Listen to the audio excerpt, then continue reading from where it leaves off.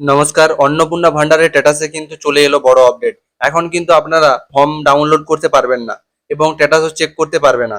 এবং যখন form fill up চলছিল তখন কিন্তু ফর্ম সাবমিটেড হয়ে যাওয়ার পর ফর্ম ডাউনলোড করার অপশনটা দেওয়া হলো, তারপর এক্সপেক্টেড লেখা আসছিল এবং গতকালকে দেখাচ্ছে ফর্ম সাবমিটেড এবং expected inquiry process, inquiry reverted ইত্যাদি স্ট্যাটাস দেখাচ্ছে। মানুষ কিন্তু বিভ্রান্তি হয়ে পড়ছে সত্যিকারের, এবং যেইখানে স্ট্যাটাস দেখা যেত সেই অপশনটা তুলে দেওয়া হয়েছে, আর কোনো স্ট্যাটাস দেখা যাচ্ছে না।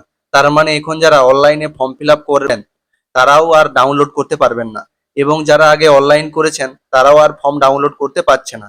এখন শুধুমাত্র সবার অ্যাপ্লিকেশন আইডিটা শো করছে এবং হেড অফ দি ফ্যামিলির নাম এবং কবে ফর্ম ফিল আপ করেছে এইটুকু দেখাচ্ছে জাস্ট। আগে যেমন ফর্ম ডাউনলোড করা যাচ্ছিল সেই অপশনটা আর নেই, আর স্ট্যাটাস দেখা যাচ্ছে না। এটা চালু হবে কিনা বা আদৌ চালু হবে কিনা সেটাও এখনো বলা যাচ্ছে না। দেখা যাক, 1লা জুলাইয়ের পর চালু হবে সেটাও বোঝা যাচ্ছে, এবং দেখা যাক সরকারের তরফ থেকে 1লা জুলাই টাকা ছাড়ার কথা আছে।